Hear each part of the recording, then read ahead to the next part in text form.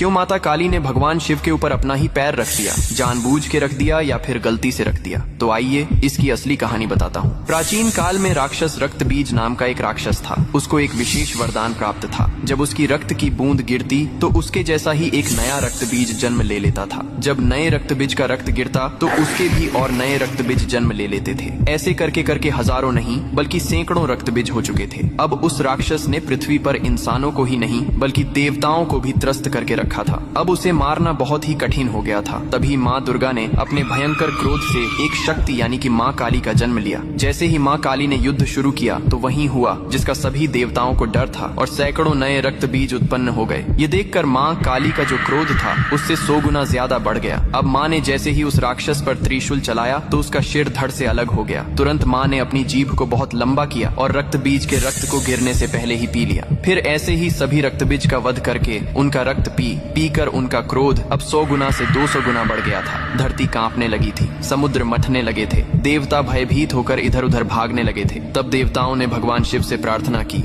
हे महादेव, आप ही माता काली के संताप को शांत कर सकते हैं। शिव ने देवताओं की पुकार सुनी और माँ काली के सामने युद्ध भूमि में पहुंच गए। लेकिन माँ अपने तांडव में इतनी लीन थीं कि उन्होंने शिव को भी नहीं देखा। तभी भगवान शिव ने स्वयं माता के चरणों में लेट गए। जैसे ही माँ काली का पैर अनजाने में शिव के सीने पर पड़ा, तुरंत उनका क्रोध शांत हो गया। उन्होंने नीचे देखा तो अपने प्रिय पति शिव थे। यह देखकर उनकी जीभ शर्मिंदगी से बाहर निकल आई। इसके बाद शिव ने मुस्कुराते हुए कहा, हे माँ, तुम्हारा यह रूप सृष्टि के संतुलन के लिए था, लेकिन यह रूप अब धरती पर बहुत धाम धूम से पूजा जाएगा।